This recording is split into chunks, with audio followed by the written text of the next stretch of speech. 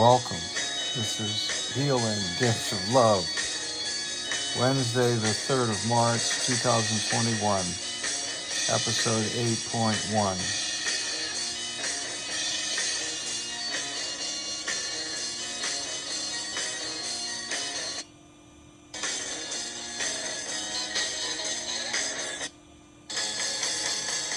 No, it would be untrue. You know that I would be a lie if I was to say to you, girl, we couldn't get much higher. Come on, baby, light my fire. Come on, baby, light my fire. Trying to set the night on fire. Time to hesitate is through. No time to wallow in the mire.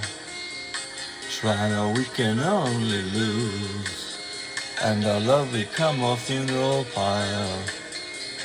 Come on, baby, light my fire. Come on, baby, light my fire. Trying to set the night on fire.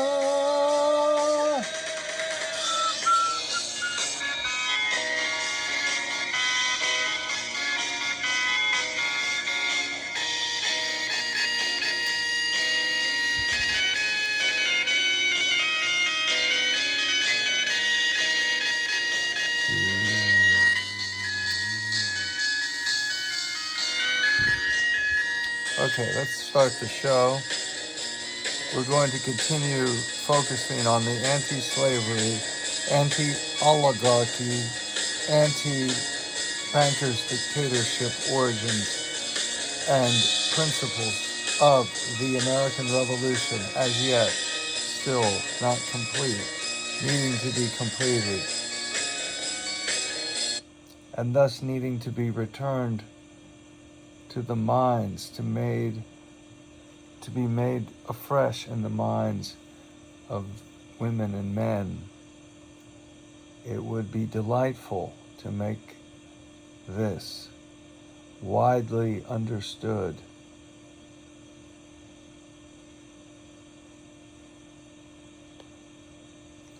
Rule based upon consent of the governed. Medical treatment based upon informed consent about the ingredients. You know, these are principles that are derived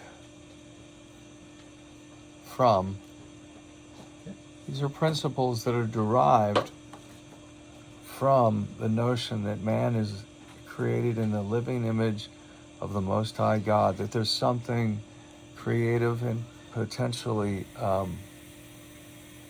transformative within him if he manifests his inner potential. Now, if he doesn't, if he curls up into a ball and becomes a heroin addict or things like this, then it's thwarted. The mission is thwarted until there's a return, until there's a breakthrough. And that's it's a sad thing to watch when that happens to people.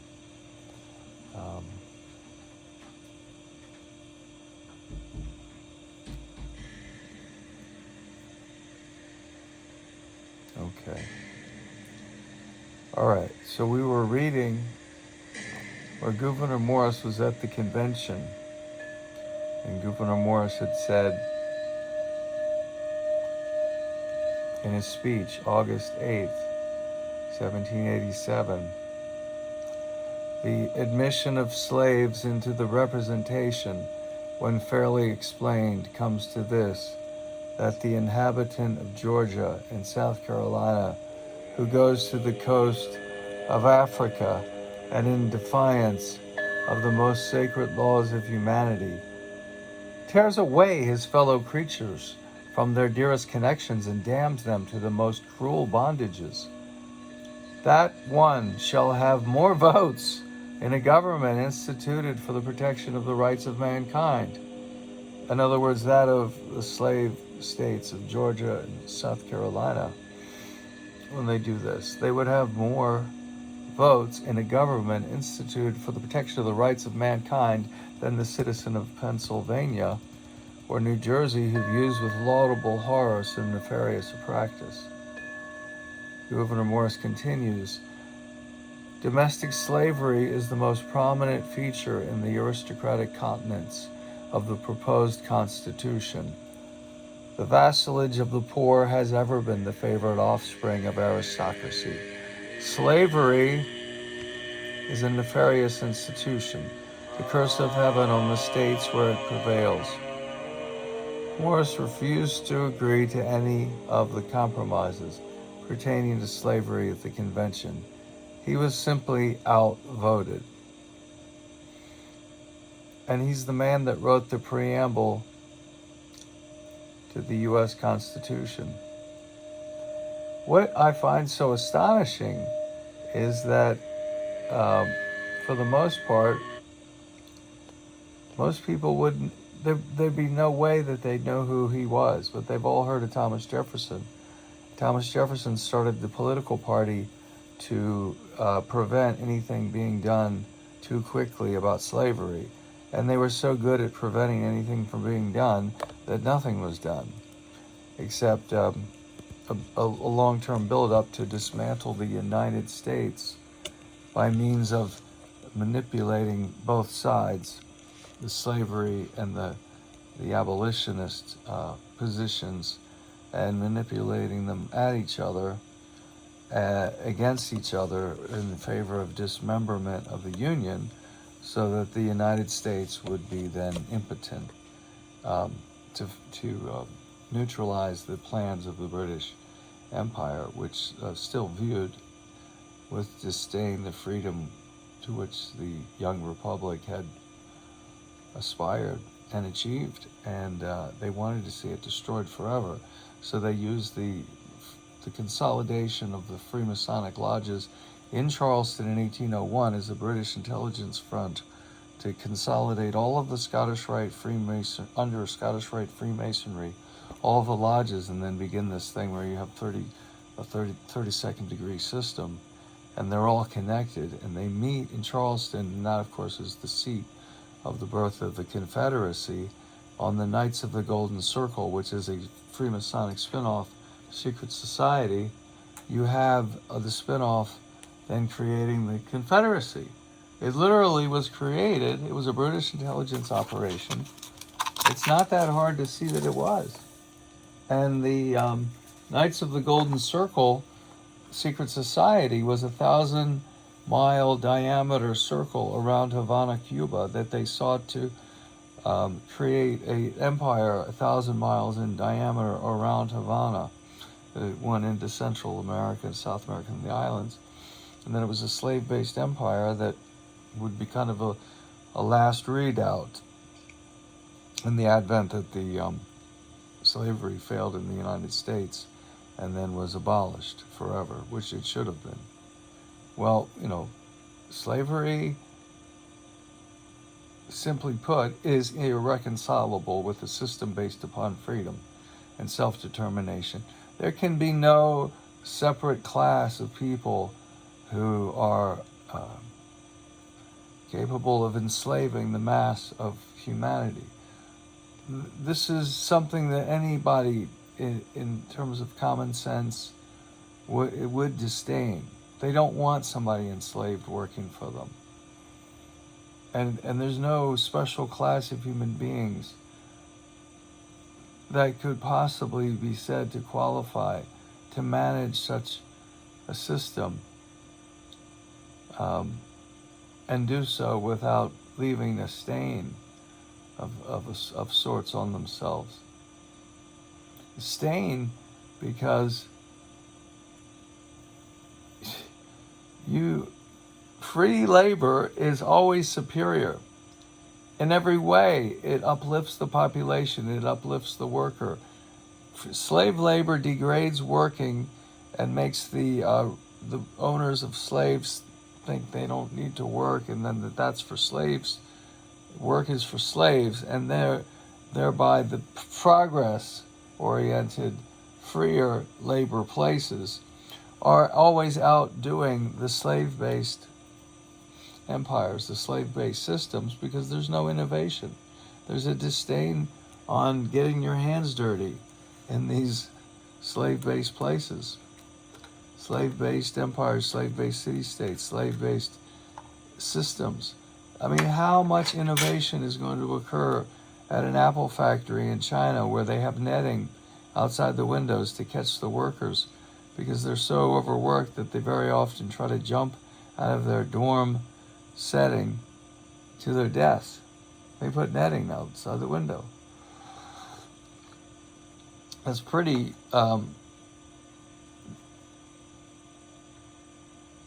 draconian, and I don't imagine that they'd get much in the way of suggestions and things going where it's a real collaborative enterprise where there's tremendous self-respect built up. No, there's just a kind of a grinding, it's terrible grinding of constantly having to work so hard to put it all together. Okay, now we've found what we want.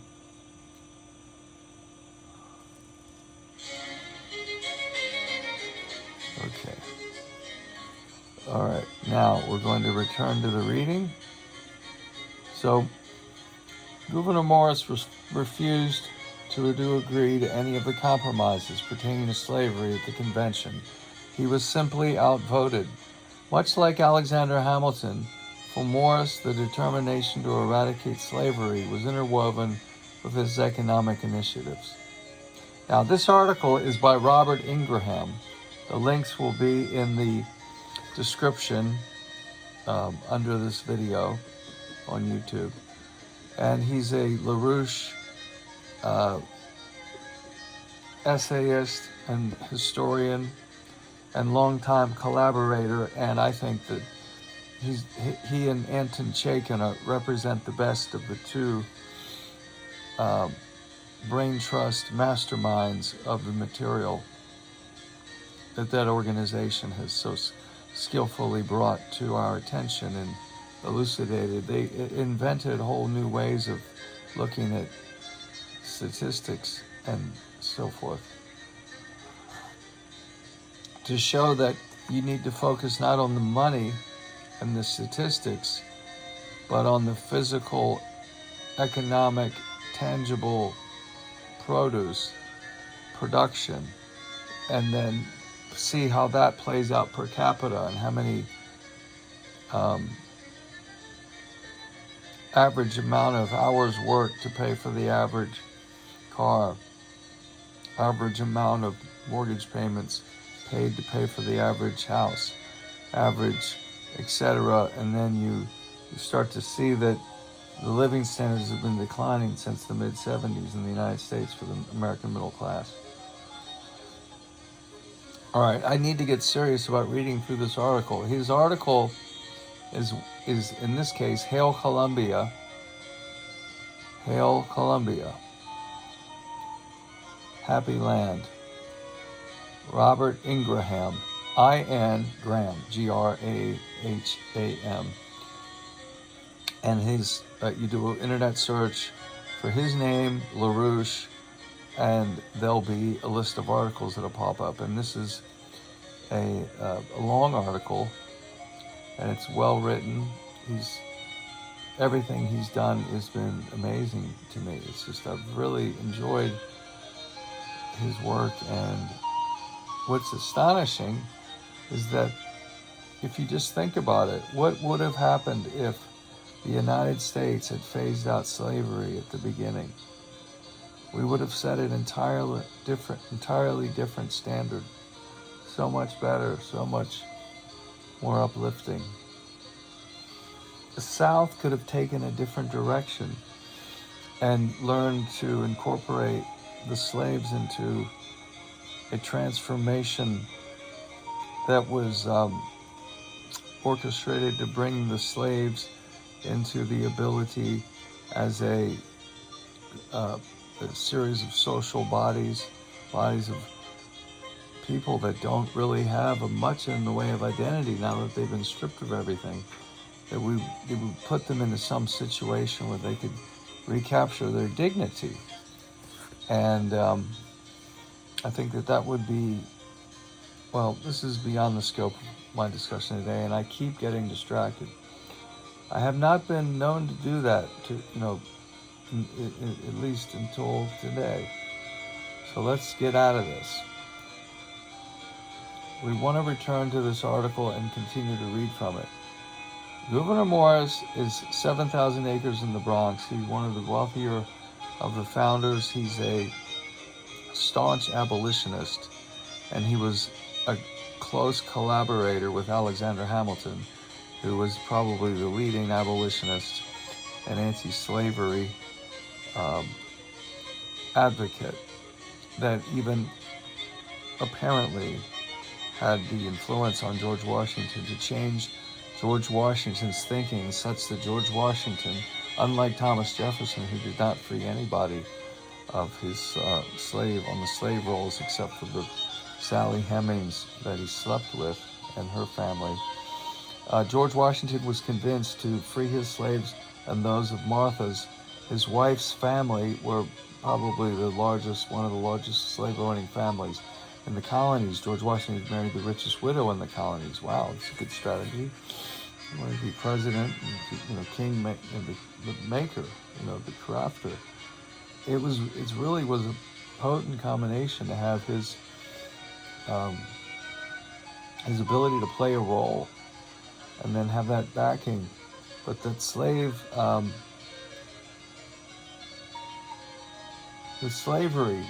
system was something that Washington could see that was detestable. And Thomas Jefferson, on the other hand, starts a political party, the Democratic Republican Party, that becomes what we know of now as the Democratic Party, which was unwilling to stand up to slavery and for the most part pro-slavery, whereas the Federalist Party had been splintering over different issues, and there was a faction led by Hamilton and John Jay, the first Chief Justice of the U.S. Supreme Court, Phillip Schuyler, and others. And Gouverneur Morris was important, and he seems to have been written out of history. It's a strange thing that this constantly happens. Some of the most important people are contributors, like Leibniz, Gottfried Wilhelm von Leibniz. He invented calculus. Newton's system, well, if it is a system, it didn't produce any students. Newton had no students that created modern mathematics. The students of modern mathematics, the students that created modern mathematics, the lineage comes from Leibniz and Leibniz's students, not Newton. And Leibniz was buried in an unmarked grave. His papers were sealed for over 100 years by the House of Hanover, and he had provided the genealogy whereby the House of Hanover had received the throne.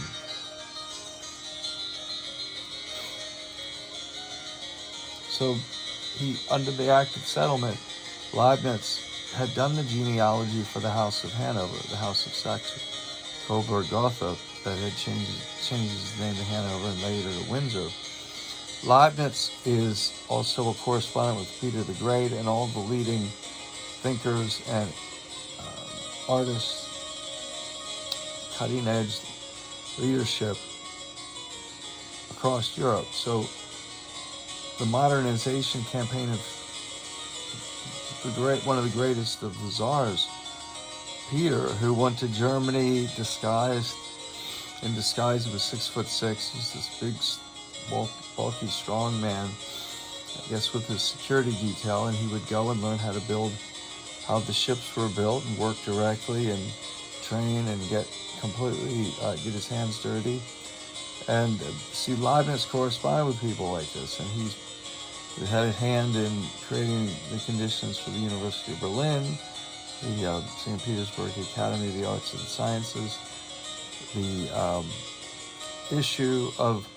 every issue of the journal that Leibniz edited, the Acta Eruditorum, was kept in the largest library in the colonies, which was James Logan's in Philadelphia, a member of Benjamin Franklin's Junto, Junto, talking group, out of which came the movement to create public libraries in Philadelphia, fire department, the University of Pennsylvania. In other words, you have a talking circle, a talking group, an informal group that is able to freely exchange ideas, and they very often come up with things that they would have otherwise never, they wouldn't, they wouldn't be capable. That's what makes it so interesting. When you're sitting at home alone as a writer or a dreamer, and you have no one to bounce ideas off of, you're never as potent. You're never quite as potent. When you have the competition and the thrill of the interaction and the play, and you see, this is how you generate the conditions for Renaissance, for movement, for social movement on a grand scale. Now, Leibniz wanted to see the reconciliation of the Eastern Orthodox Church with the Holy Roman Catholic Church, and he began working on that in ways of trying to show that there really was no reason to have the kind of schism. And he wanted to show that China was, with its Confucian tradition,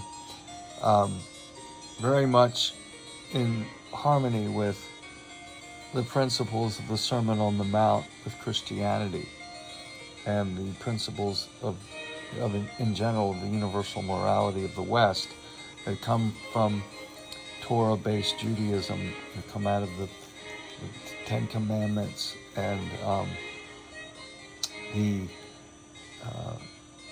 the Christian teachings on top of the Ten Commandments. Love thy neighbor as thyself, do unto others as you would have them do unto you. And then Jesus and the group of the apostles, you could say in a sense, saved civilization, because there was a new dispensation, a new way of looking at man, at mankind, at humanity, at men and women, and seeing that there was a salvation, a redemption project in play for each and every one of us, and that we were capable of changing, altering the orbit of our life. We could change our behavior, change the way we speak, change the way we think, change the way we act. We sow an act, we reap a habit. Sow a habit, reap a character. Sow a character, reap a destiny. So, change your thoughts, you can change your life. You change your habits, you might fall back, but you keep at it. And eventually the momentum shifts and the new habit is instilled, and it works. Now, this is, again, way off a topic. We're going to return now to the reading.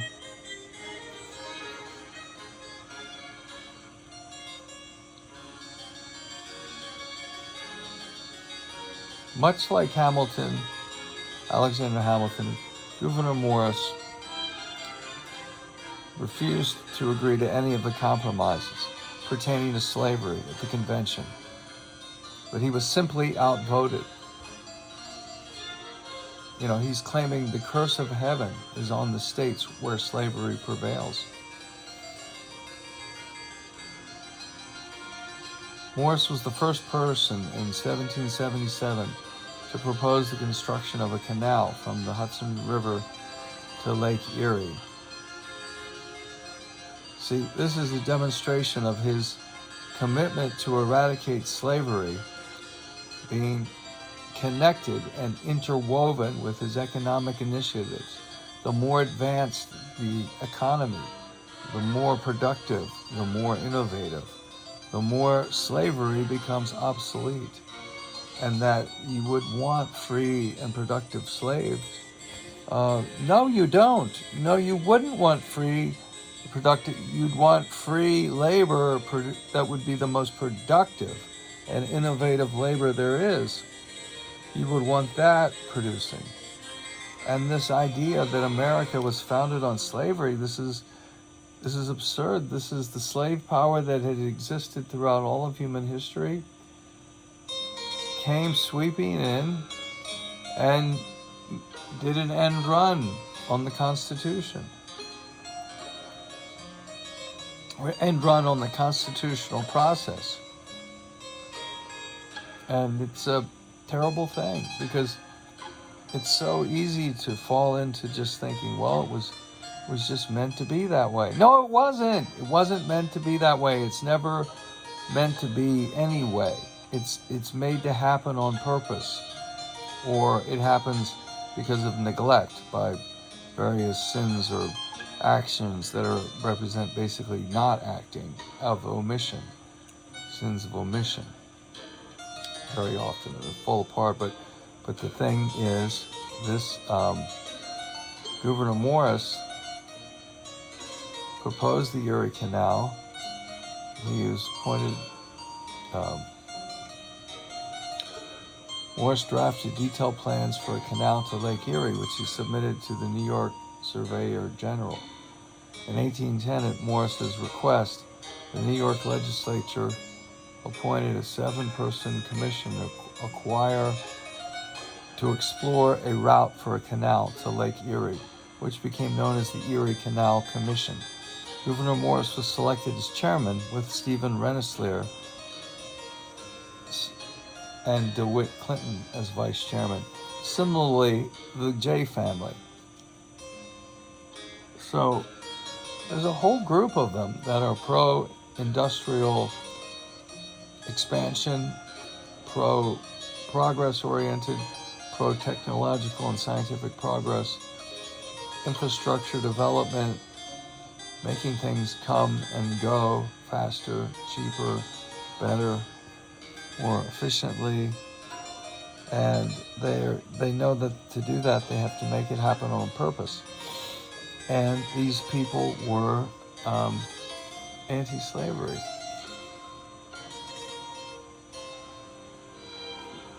Oh, what's so astonishing is that for so much of history, there were assumptions that certain classes of people were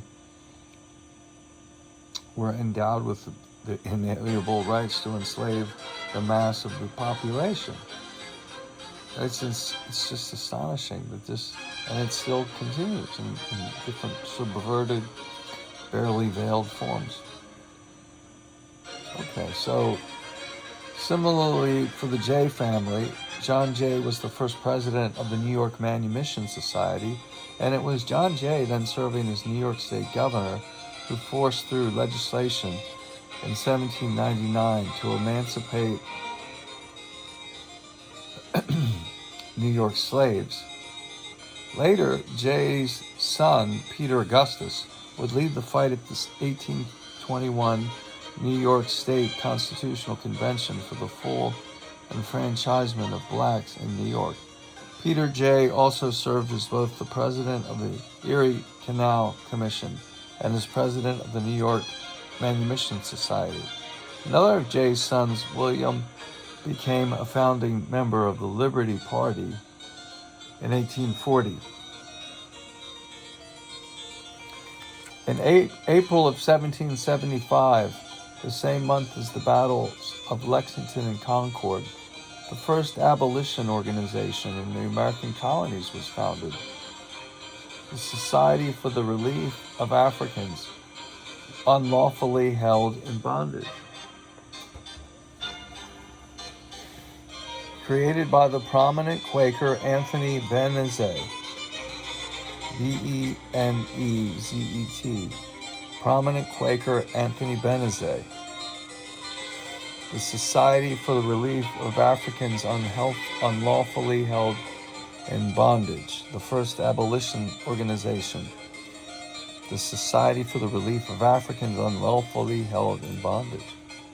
The society was reorganized for a second time in 1787 and brought in Benjamin Franklin as its president. In 1785, the New York Manumission Society.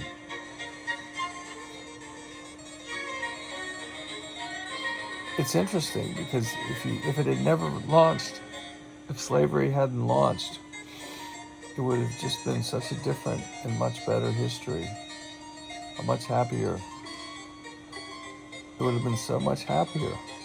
It's a sad thing. And it's really, if for very little, the society doesn't get very much in any way, shape, or form. Like, there's no benefit to the slave system.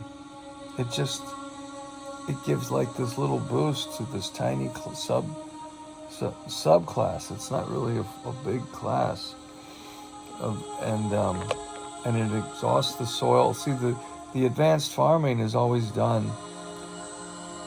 performed better by free labor. Slave labor is, why would they want? What's the incentive for them to learn about how to fertilize the soil?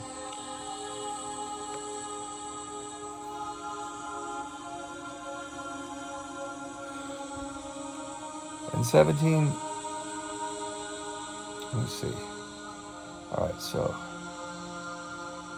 right, so the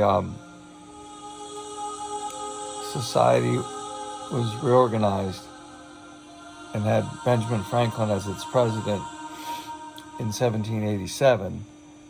The New York Manumission Society was founded with John Jay as the first president in 1785. In addition to those already mentioned, called Cadwallader D. Colden, the grandson of the Cadwallader Colden, who was an ally of Benjamin Franklin, an enemy of Isaac Newton, was a leading member. He became the society's president in 1815 and was a champion in support of the American Free School.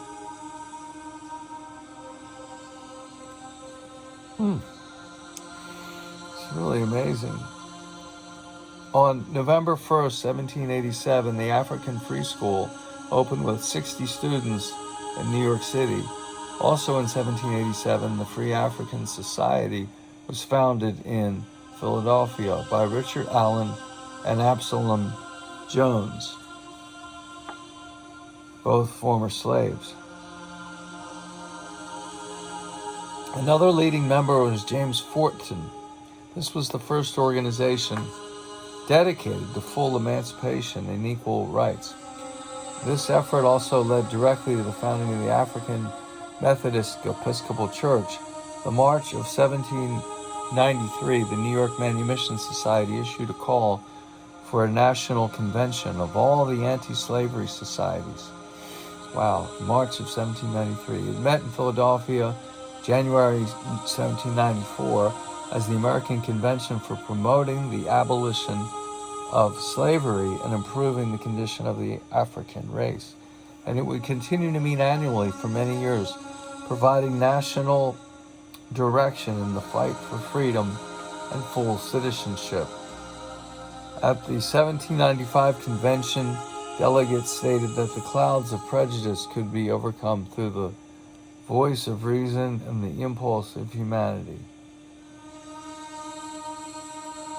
They named education as their noblest and most arduous task, and stated that the education of the freed slave would confound the enemies of truth. In 1799, as a result of the efforts of John Jay, New York adopted a gradual emancipation law. This was followed in January 1800 with a series of celebratory parades in New York City.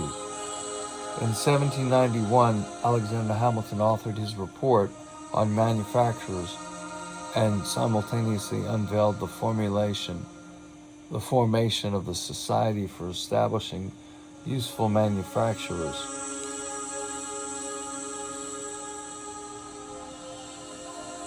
Through these actions,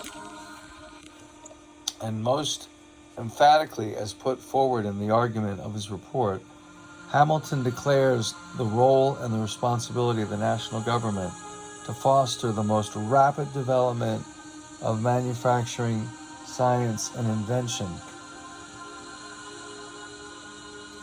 and useful human creativity. This was to be the defining nature of the new republic. This upward progress would be accomplished through a system of public credit and national banking, as well as through direct government action, such as the use of economic bounties. This was a true declaration of independence from the oligarchical domination of the monarchies of the old world. All of this was grounded in a notion of human freedom, not the freedom of John Locke's beast of nature, nor the unleashed rage of the sans culotte, but a freedom which unleashed humanity from the shackles of oligarchical rule and made possible the emergence of the true human creative potential, just as Nicholas of Cusa, Leonardo da Vinci, and Leibniz recognized the power of inventions, technology, and science as the key to the improvement of the human condition. So Alexander Hamilton viewed his economic initiatives as both indispensable to the physical and political survival of the new nation, as well as to the fostering of a new type of society grounded in the principle of what Cotton Mather would term the good. This is what it meant to be an American citizen. Freedom to develop, freedom to progress, freedom to invent, freedom for one's children and grandchildren to progress even further. Hamilton envisioned an America dedicated to human self-perfection. This is not an exaggeration or reading into Hamilton. It is all there.